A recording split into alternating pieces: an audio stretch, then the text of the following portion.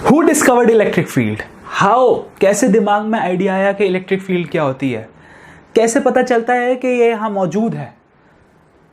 सब जानते हैं, चलो देखो।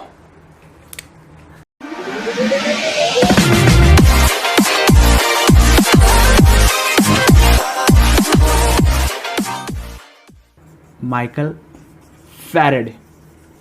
Yes, who discovered electric field? Michael Faraday. कैसे दिमाग में उनका आइडिया आया, कैसे उन्होंने डिस्कवरी की, सब जानो। जानने के लिए बहुत कुछ है और टाइम बहुत कम है। तो देखो, माइकल फैराडे जो है उन्होंने बहुत सारी डिस्कवरी की। क्या साइंटिस्ट थे, उनके बारे में बहुत सारी किताबें लिख सकते हैं, बट हमें ये जानना है कि इलेक्ट्रिक फील्ड का आइडिया कैसा है उनके दिमाग में। उनका आइडिया दिमाग में आया कूलम फोर्स के बाद। यस, कूलम फोर्स में उन्होंने बता तो दिया कि पॉजिटिव और नेगेटिव अट्रैक्ट होते हैं, पर ऐसे अट्रैक्ट हो जाएंगे। एक कांटेक्ट और इन कांटेक्ट फोर्सेस वाली एक वीडियो में मैंने बताया था कि कोई फोर्स दूसरी फोर्स को बिना टच करे खींच नहीं सकती।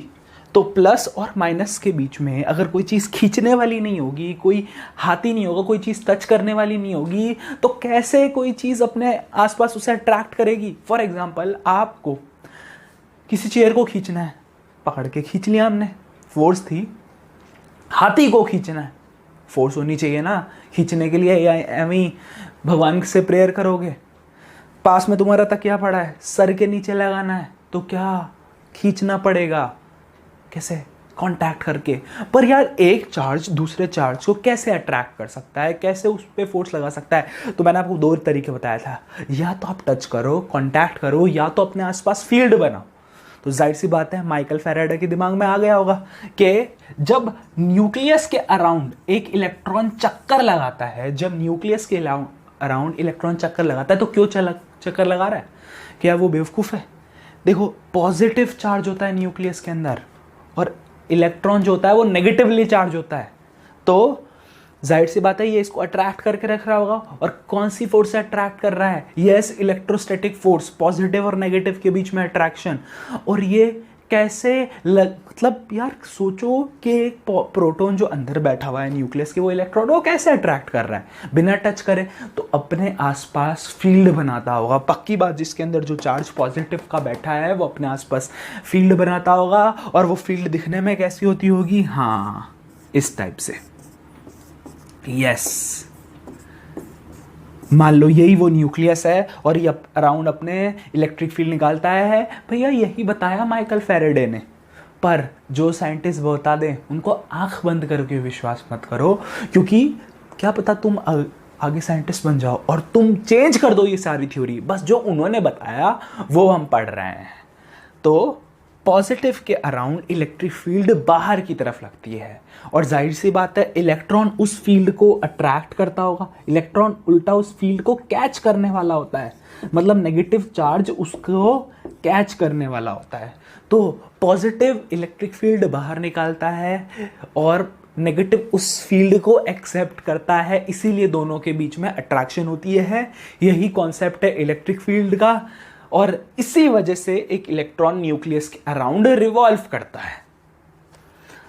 अब देखो, अगर तुम यहां तक आ गए हो तो आगे भी थोड़ा समझ ही लेते हैं कि क्या यार चक्कर क्या है, ये सब अट्रैक्शन, रिपल्शन और ये सब क्या है। तो तीन केसेस लेते हैं, इलेक्ट्रिक फील्ड से जनरेट हुए तीन केस लेते हैं और यही हमें समझाएंगे। कूलम फोर्स नहीं समझाती, उसकी लिमिटेशन है कि Coulomb force does not explain that how two positive charges repel each other, नहीं बताती कूलम फोर्स। तो इलेक्ट्रिक फील्ड कैसे बताती है? इलेक्ट्रिक फील्ड कैसे बताती है कि दो पॉजिटिव है तो आपस में रिपेल क्यों कर रहे हैं, एक पॉजिटिव एक नेगेटिव है तो आपस में अट्रैक्ट क्यों कर रहे हैं, और दोनों ही नेगेटिव हैं तो भी रिपेल क्यों कर रहे हैं, यही बताती है इलेक्ट्रिक फील्ड। कूलम फोर्स नहीं बताती थी ये।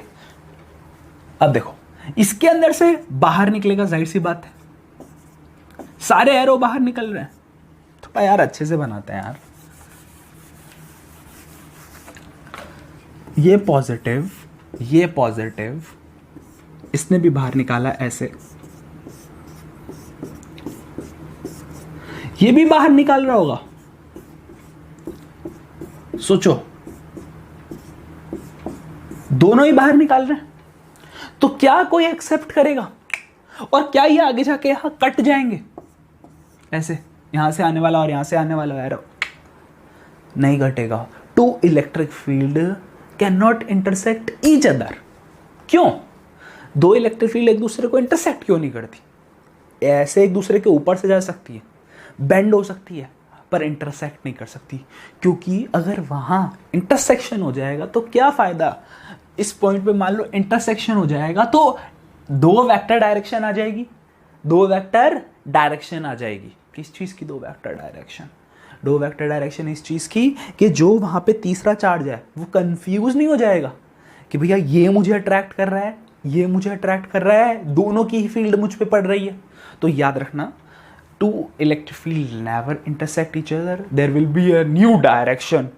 ये लिखा हुआ होता है कि there will be new direction of electric field at a point. There is a two field at a single point which is not possible यार।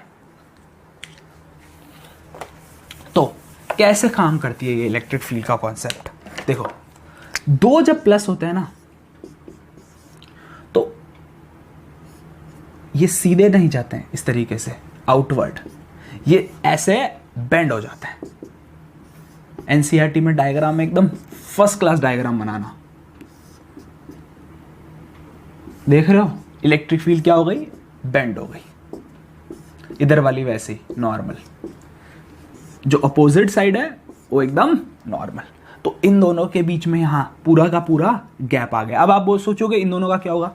ये ऐसे चली जाएगी, ये वाली इधर और वो वाली उस तरफ, मतलब ये आ रही होगी इधर मुड़ जाएगी और ये वाली इधर मुड़ जाएगी। 3D में सोचो, इलेक्ट्रिक फील्ड 3D स्पेस में होती है। 4 पाई मैंने एक टर्म बताया था, जहां पर भी 3D चीज का यूज होगा वहां 4 पाई पक्का आएगा। तो याद रखना, टू पॉजिटिव चार्ज पार्टिकल क्यों आपस में रिपेल करते हैं? क्योंकि दोनों की इलेक्ट्रिक फील्ड एक दूसरे को जोड़ ही नहीं पाती, एक्सेप्ट ही नहीं कर पाती। अब एक चीज मैं आपको और बता दूं, जानबूझ के गलती करते हैं और उस गलती से समझते हैं। कुछ लोगों को बोला जाता है कि भैया आप दो, एक पॉजिटिव है एक नेगेटिव है, उसकी फील्ड लाइन बना के दिखाओ। तो बहुत अच्छी बनाते हैं, ऐसे गई, देखो बेंड हो रही है इसकी तरफ। क्यों हो रही है बेंड? ये एक्सेप्ट कर रहा है और वो निकाल रहा है अपने अंदर से। देखो निकालने वाला इधर भी तो निकालेगा, पूरी 3D में निकालेगा, जहां जो चार्ज मिल जाए उसको अट्रैक्ट करो। और ये एक्सेप्टर, ठीक है। अब गलती जो बच्चे करते हैं ना, वो पता है ये करते हैं, ये आपको गलती दिखी, यहीं पे खुद ही खुद चार्ज में इंटरसेक्ट कर दिया। नहीं, आप जब इससे कांटेक्ट पे रखो तो दोनों के बीच में गैप होना चाहिए, यहां पे दोनों के बीच में इंटरसेक्शन नहीं होना चाहिए। मान लो आप ऐसे ही कोई निकाल रहे हो और जाके वो इंटरसेक्ट करवा रहे हो, प्लीज मत करना, ऐसे गलत हो जाएगा। 1 नंबर का क्वेश्चन आएगा, कोई नंबर नहीं मिलेंगे। और नंबर के लिए मत पढ़ो, थोड़ा दिमाग लगाओ यार, सही है। तो पॉजिटिव नेगेटिव की बना दी। अब नेगेटिव नेगेटिव की कैसे बनाएंगे? नेगेटिव नेगेटिव की कैसे बनाएंगे? नेगेटिव आप जानते हो अपनी तरफ रखता है एरो को, ये भी अपनी तरफ रखेगा एरोस को।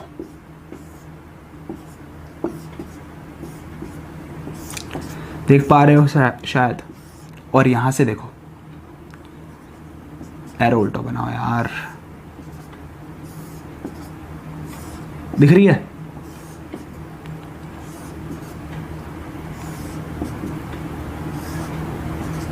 तो ये आपकी डायरेक्शन बनेगी। इंटरसेक्शन नहीं होना चाहिए, यहां पे आगे जाके ये पैरेलल होनी चाहिए। आई होप आपको क्लियर हो गया। दोनों पॉजिटिव की इलेक्ट्रिक फील्ड, दोनों नेगेटिव की, और एक पॉजिटिव एक नेगेटिव की। तो आते हैं अब हमारे मेन यार कॉन्सेप्ट के ऊपर। मेन कॉन्सेप्ट हमारा क्या कहता है? किस चीज का मेन कॉन्सेप्ट? इलेक्ट्रिक फील्ड का फॉर्मूला। यस, अब मेरे को आप बताओ, इलेक्ट्रिक फील्ड फोर्स बनाती है कि नहीं बनाती? फोर्स बनाती है, इन कॉन्टैक्ट फोर्स बनाती है। दो चार्ज आपस में अट्रैक्ट होते नहीं है, तो इसका फॉर्मूला कहां से आया होगा? इसका फॉर्मूला किसने सोचा होगा? तो फॉर्मूला इसका आया कि आपका force is directly proportional to charge. आपने देखा होगा, force is directly proportional to charge. और कौन सा चार्ज? आप जानते हो ये दोनों पर डिपेंड करती है, टेस्ट चार्ज भी और सोर्स चार्ज भी।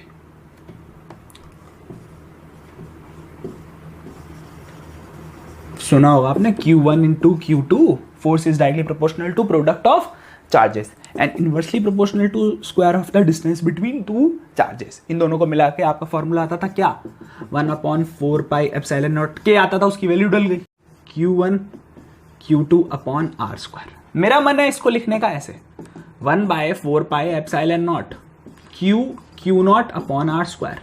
एक है आपका सोर्स चार्ज और एक है टेस्ट चार्ज। भैया यही बहुत इंपॉर्टेंट है इलेक्ट्रिक फील्ड में कि एक होगा सोर्स चार्ज और एक होगा टेस्ट चार्ज। एक होगा जाल बनाने वाला, इलेक्ट्रिक फील्ड निकालने वाला, और एक वो होगा जो उस जाल में फंसने वाला होगा। तो देखते हैं, ये तो हमारा फोर्स का एक फॉर्मूला है जो पुराना फॉर्मूला है। इन्होंने जब इलेक्ट्रिक फील्ड निकाली, इलेक्ट्रिक फील्ड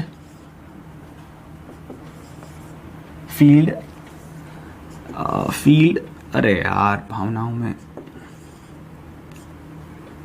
फील्ड इंटेंसिटी, इन्होंने जब इलेक्ट्रिक फील्ड इंटेंसिटी निकाली तो यानी कि ई की वैल्यू, देखो इलेक्ट्रिक फील्ड और इलेक्ट्रिक फील्ड इंटेंसिटी में डिफरेंस क्या है।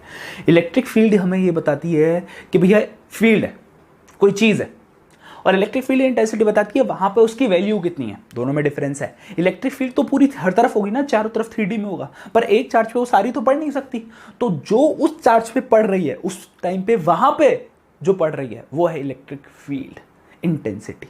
ये चार्ज है, ये वाला चार्ज, इस पे कितनी फील्ड लगा रहा है वो इलेक्ट्रिक फील्ड इंटेंसिटी, और ये चार्ज बना कितना रहा है वो इलेक्ट्रिक फील्ड है। तो इलेक्ट्रिक फील्ड इंटेंसिटी क्या होगा, फोर्स अपॉन कौन सा, फोर्स पर यूनिट, फोर्स पर यूनिट टेस्ट चार्ज। हाँ Q नॉट भैया टेस्ट चार्ज होता है और सोर्स चार्ज Q। तो फोर्स पर यूनिट, आप फोर्स जितनी लगाओगे एक पर्टिकुलर किस पे, टेस्ट चार्ज पे, वही इलेक्ट्रिक फील्ड इंटेंसिटी होगी। इलेक्ट्रिक फील्ड इंटेंसिटी मेरे ऊपर कितनी होगी, मेरे ऊपर, मैं यहां पर टेस्ट चार्ज हूं, जो मेरे पे फोर्स लगा रहा है जितनी, पर यूनिट मैं खुद, पर यूनिट मैं खुद।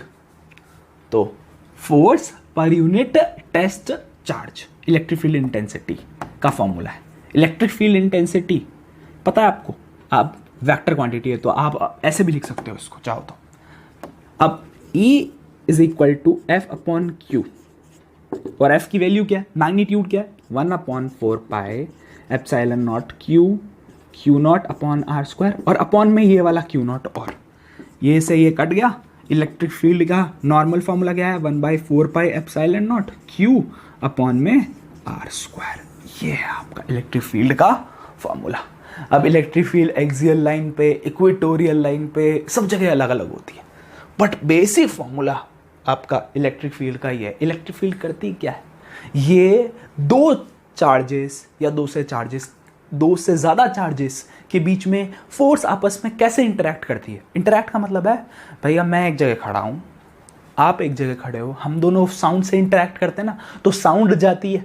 वैसे ही इलेक्ट्रिक फील्ड इस चार्ज से उस चार्ज जाने का एक इंटरैक्शन है। इंटरैक्शन का मतलब होता है कि आपस में कैसे वो, मैं तुझ पे फोर्स लगाऊंगी, तू मुझ पे फोर्स लगाएगी, यानी कि ये है इलेक्ट्रिक फील्ड। इलेक्ट्रिक फील्ड क्या है कि मैं यहाँ खड़ा हूँ, मैं चार्ज हूँ, सामने वाला चार्ज है, मैं उस पर कैसे अपनी फोर्स लगाऊंगा, मैं वहाँ जा नहीं सकता। मैं क्या कर सकता हूँ, अपनी इलेक्ट्रिक फील्ड निकालूंगा, वहाँ से उसे अट्रैक्ट कर लूँगा। याद रखना, लोग बोलते हैं कि स्पाइडर की जाल की तरह होती है। स्पाइडर देखो ना, बीचों बीच बैठ जाता है अपने जाल के, अपने नेट कह रहा हूँ, अपने स्पाइडर वेब कह रहा हूँ, वहाँ बैठ जाता है। कोई भी शिकारी फंसता है, वहाँ उसके पास जाता नहीं है, वो वहीं से लपेटना स्टार्ट करता है, उसको लपेटते लपेटते अपने पास बुला सकता है। वैसे ही इलेक्ट्रिक फील्ड काम करती है आपकी।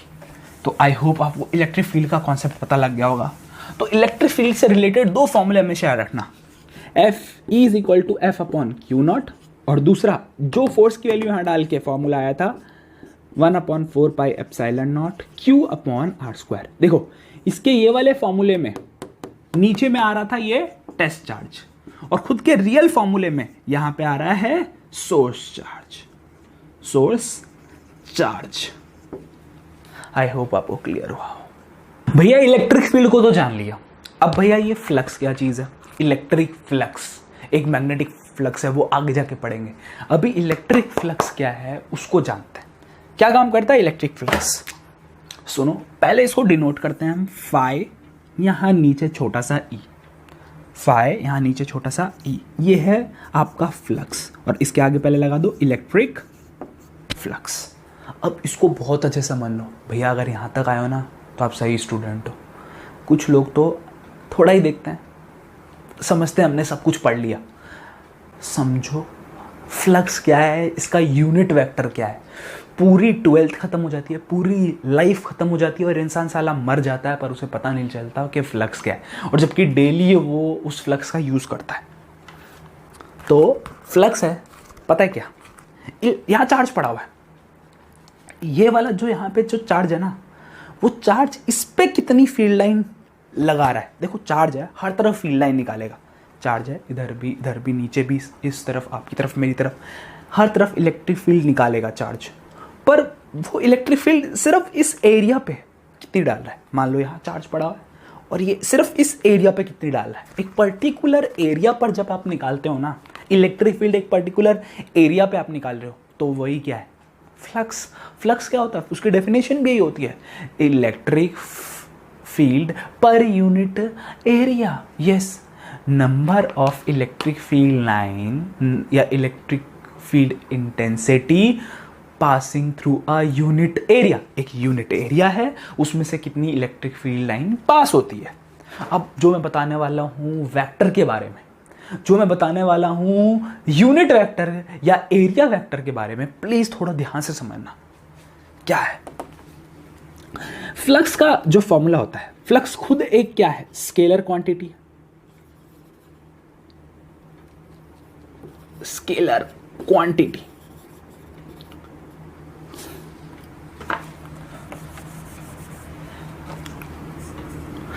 फ्लक्स क्या है? खुद एक स्केलर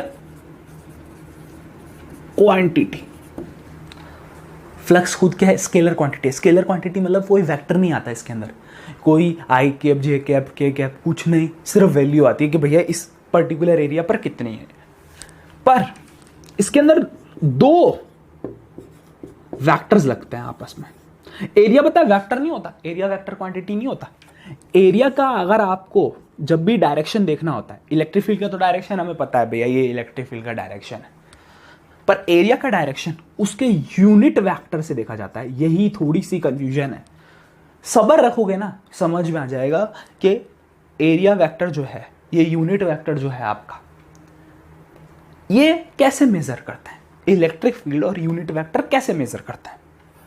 अब एरिया तो आपका ये है, अब एरिया पूरा ये है, इसमें मैं कहाँ, ये एरिया आपका पूरा ये है, इसमें मैं कहाँ पर वेक्टर लूँ? ऐसे लूँ, ऐसे लूँ, ऐसे लूँ, किधर वेक्टर लूँ? एक एरिया में मैं कहाँ वेक्टर लूँ? कितनी जगह वेक्टर ले सकता हूँ एक एरिया में? इन्फिनाइट पॉसिबिलिटी है। तो एरिया का कभी ऐसे वेक्टर लेते ही नहीं।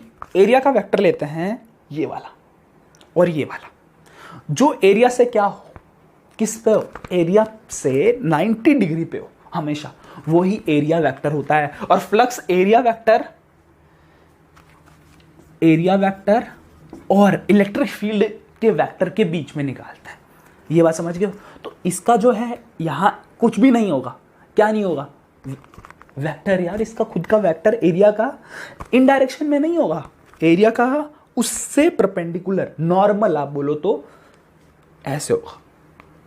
तो अब देखो क्या है, ध्यान से एकदम देख लो, ये आपका एरिया वेक्टर है, पक्का एरिया वेक्टर यहीं रखा हुआ है हमने, एरिया वेक्टर ये यहाँ रखा हुआ है, इलेक्ट्रिक फील्ड भी यहीं जा रही है। दोनों के बीच में कितना डिग्री एंगल है? एरिया वेक्टर यहाँ है, इलेक्ट्रिक फील्ड भी यहीं जा रही है, दोनों के बीच में थीटा है वो 0 डिग्री है। ऐसे देखते हैं थीटा। अब ध्यान से देखना, एरिया वेक्टर यहां है, एरिया वेक्टर इधर है, और इलेक्ट्रिक फील्ड ऐसे क्रॉस कर रही है, ऐसे दोनों के बीच में हो गया 30 डिग्री, फिर ऐसे गई 60 डिग्री, फिर ऐसे 90 डिग्री। समझ में आ रहा है? और एरिया वेक्टर इधर है, आपकी इलेक्ट्रिक फील्ड इधर आई अपोजिट डायरेक्शन में 180 डिग्री, थीटा 180 डिग्री होगा सही में। अब है ना, कुछ लोग कुछ हम इंसानों से कुछ पूछा करते हैं कि आपका एरिया है, ये आपका एरिया वेक्टर है। एरिया वेक्टर को इससे शो करते हैं, ईटा वेक्टर से। साफ साफ बोला है, ये एरिया वेक्टर, ठीक है। आपकी इलेक्ट्रिक फील्ड ऐसे गई, बताओ कितना डिग्री होगा थीटा? दोनों पैरेलल है, 0 डिग्री। सही में ये एरिया वेक्टर, इलेक्ट्रिक फील्ड भी ऐसे गई 0 डिग्री। इसको थोड़ा चेंज करता हूं, अगर पढ़ रहे हो ना सच में, तो इसका आंसर कोई भी हो, कुछ भी गलत हो सही हो, कमेंट में जरूर डालना, पता तो चले कौन सही में पढ़ रहा है, कौन टाइम वेस्ट। बच्चों अभी इसी वेक्टर के ऊपर, फ्लक्स के ऊपर, इलेक्ट्रिक फ्लक्स के ऊपर अभी बच्चों अब इलेक्ट्रिक फ्लक्स पे क्वेश्चन करके देखते हैं। पहले तो ये फॉर्मूला जो हमारा आया है फ्लक्स का, यह है E dot A. Dot product हटाते हैं तो आपका आता है EA कॉस थीटा, यानी कि इलेक्ट्रिक फ्लक्स कॉस के एंगल्स पे डिपेंड करेगा। थीटा किसके बीच में निकालना है? Angle between electric field and area vector. अब क्वेश्चन ये है कि आपकी एरिया वेक्टर इस तरफ होगा, आपका एक एरिया ऐसे पड़ा हुआ है, ये उसका ईटा वेक्टर है, और ऐसे आपकी जा रही है, ऐसे आपकी जा रही है यहां से इलेक्ट्रिक फील्ड। मान लो कि आपका फोन है, ये फोन के अंदर इलेक्ट्रिक फील्ड ऐसे आ रही है, ऐसे ऊपर से नीचे। तो यहां पर जो एंगल बन रहा है एरिया वेक्टर और ये इलेक्ट्रिक फील्ड वाले वेक्टर में, मान लो 30 डिग्री बन रहा है। सही है, इस एरिया से ये 60 ही होगा, पक्की बात है, क्योंकि पूरा ये 90 डिग्री होगा। पर हम एरिया से नहीं लेंगे, इस ये वाला एंगल नहीं लेंगे एरिया से, हम लेंगे ये वाला एंगल। कौन सा? एरिया वेक्टर और किसके बीच में? इलेक्ट्रिक फील्ड के बीच में एंगल। तो इसमें जो वैल्यू डलेगी, मान लो आपका एरिया है 10 मीटर स्क्वायर और इलेक्ट्रिक फील्ड आ रही है 2 × 10⁹ Newton per coulomb. Newton per coulomb, बताओ ये यूनिट कहां से आई होगी? इलेक्ट्रिक फील्ड का फॉर्मूला होता है ना, फोर्स पर यूनिट चार्ज, सोर्स चार्ज या टेस्ट चार्ज, फोर्स पर यूनिट टेस्ट चार्ज, तो न्यूटन पर कूलम। तो इलेक्ट्रिक फील्ड की वैल्यू डाली हमने 2 × 10⁹ और एरिया की वेक्टर 10 और कॉस 30 डिग्री। ये आप सॉल्व करोगे, आपका आंसर आ जाएगा। फ्लक्स की यूनिट क्या होगी? सोचो फ्लक्स की यूनिट क्या होगी? फ्लक्स की यूनिट होगी आपकी, इसकी होती है न्यूटन पर कूलम, इसकी होती है मीटर स्क्वायर, तो आपकी आएगी Newton per coulomb metre square. ये आपकी फ्लक्स की यूनिट होगी। डायमेंशन करो खुद से, समझ में आ जाएगा। आज ये शॉर्ट वीडियो है समझने के लिए आपके, बाकी इस पे नेक्स्ट टाइम हम न्यूमेरिकल और इसके नए टर्म्स को समझेंगे। Bye bye.